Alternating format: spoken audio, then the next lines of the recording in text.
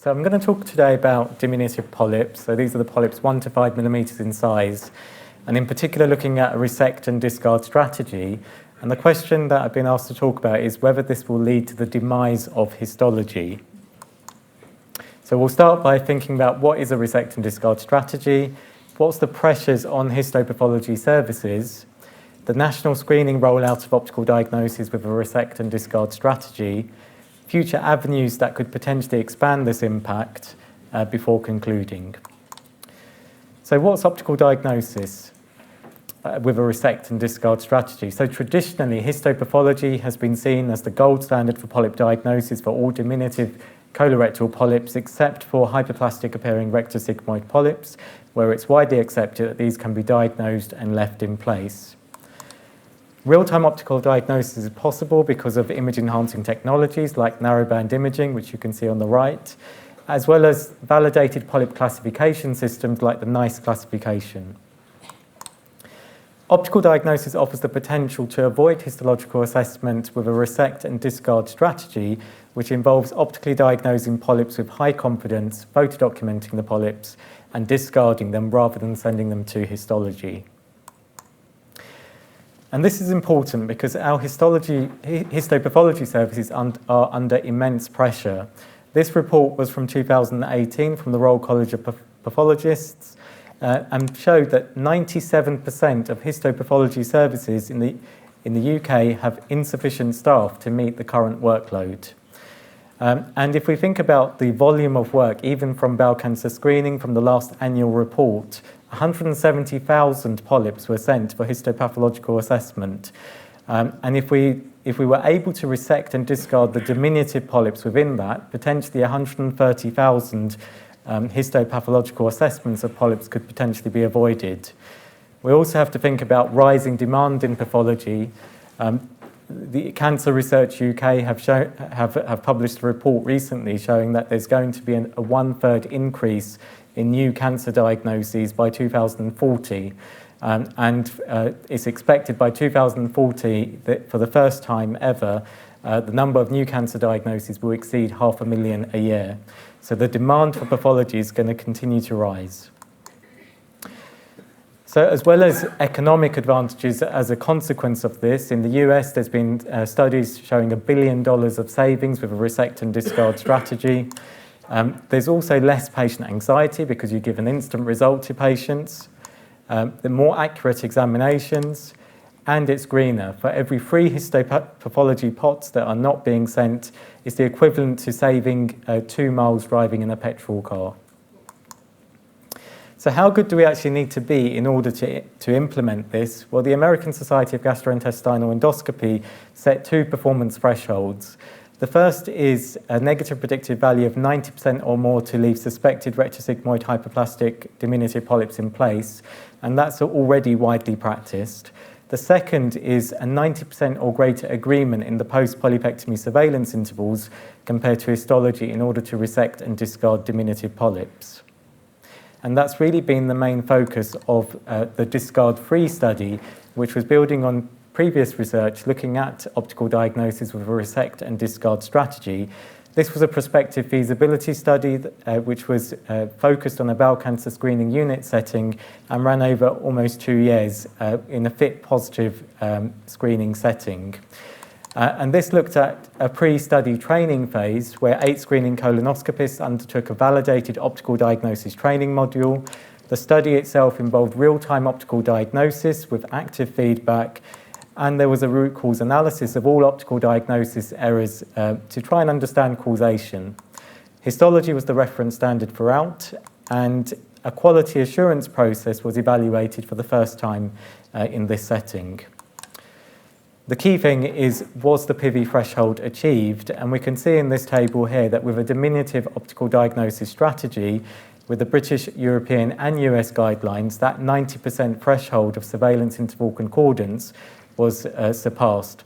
And that is concordance between the optical diagnosis-derived surveillance interval compared with the surveillance interval that would have been assigned if histology had been used in the traditional sense.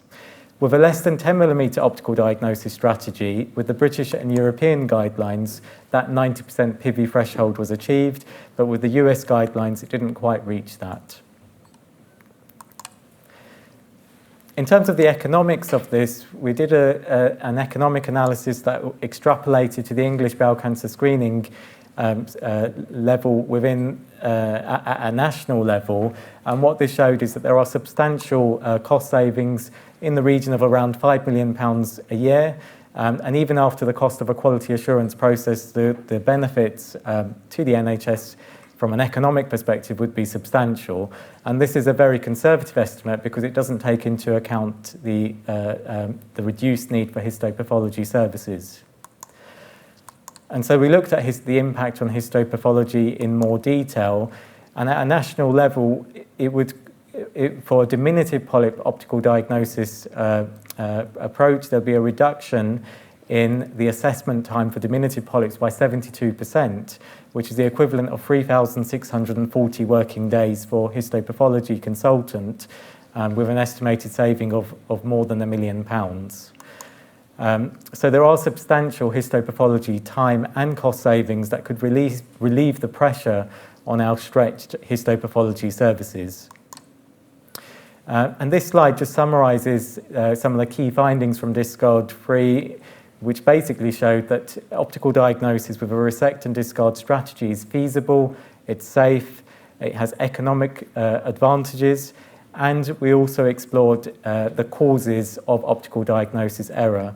And just to of note, almost a third of optical diagnosis errors that were made were actually due to an underlying histopathology error, which was corrected where deeper levels of the specimen were performed.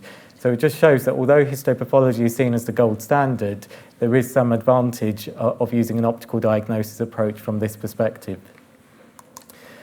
In terms of where this has gone from there, I think it was really a turning point in providing the evidence base for wider implementation within the bowel cancer screening programme, which is the first national screening service in the world to implement optical diagnosis with a resect and discard strategy.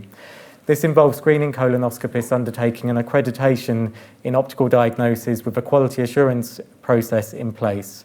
And each screening centre has an optical diagnosis champion that supports the rollout of optical diagnosis within their centre. So just to run through, the programme board approved this rollout in last year. And in April this year, the first National Optical Diagnosis Training and Accreditation Day was delivered with 64 attendees from across England. And you can see this is the first group that undertook the training.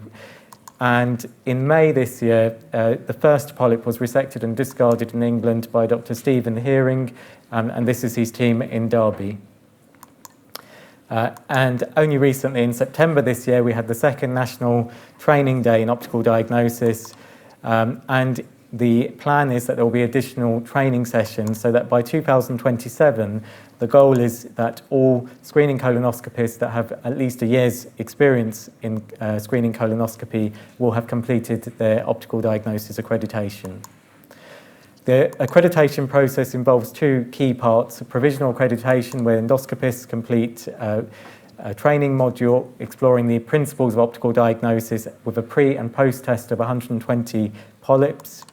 Then there is a supervised optical diagnosis period where the first 20 high-confidence diagnoses are evaluated to check that the photo documentation quality is adequate and that the accuracy thresholds are achieved.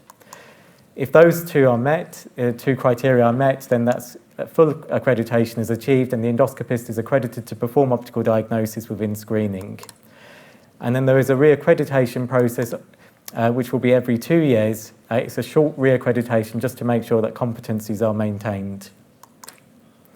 In practice, it involves polyps being identified, photo documented with white light and narrowband imaging, and then the endoscopist verbalises the polyp findings and in addition verbalises the optical diagnosis and confidence level, which are recorded in the bowel cancer screening data set, and then the photos are labelled so that they can allow retrospective auditing to ensure that photo documentation quality and the optical diagnosis accuracy is maintained. Looking at the data from May this year, at this very early stage of the rollout, almost 3,000 polyps have been resected and discarded in England, with a saving of around £110,000. But this is a very, very early stage of the rollout. And looking at the time saving for histopathology, it's been estimated that it's around 1,000 hours of histopathologist time has already been saved by the rollout. So what are the future opportunities to expand the impact of this strategy? Well, one area that this could be expanded is by looking at 6 to 9 millimeter polyps. Could we potentially expand optical diagnosis to include this group?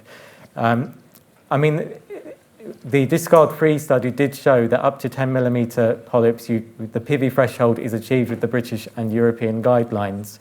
But in terms of the additional impact of the 6 to 9 millimeter group, if this only comprises 10% of polyps up to 10 millimeters in size. So it's not going to have a massive impact in the total numbers of polyps that would be resected and discarded.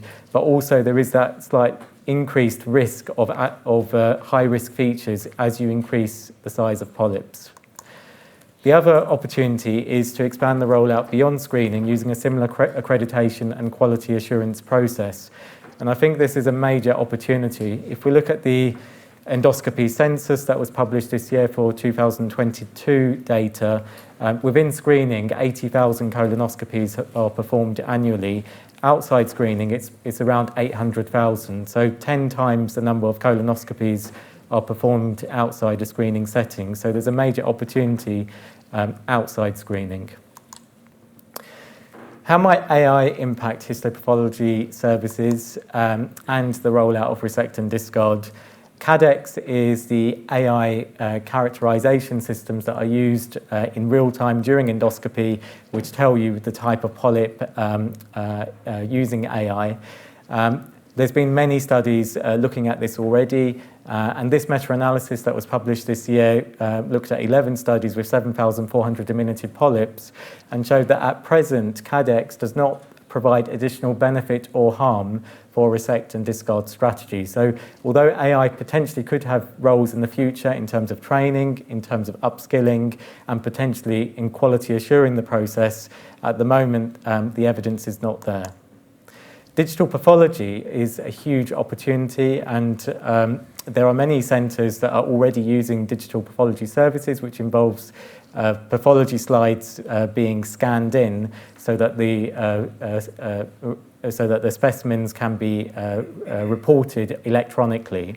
But at the moment, although there are AI systems that can automatically analyse digitally scanned slides, that's not come into practice yet. But I think that will be a major that will have a major impact on pathology services in the future. So in conclusion, optical diagnosis with a resect and discard strategy is feasible and it's safe in a screening setting. The national rollout in screening is already significantly relieving pressure on histopathology services, even at this very early stage. And wider implementation of optical diagnosis beyond screening and potentially with the support of artificial intelligence could potentially relieve pressure further. I'd like to thank the entire team that's been involved nationally from NHS England, as well as the St Mark's endoscopy team that have been involved with the original discard studies, and especially the optical diagnosis champions at every unit that are making this a reality. Thank you very much.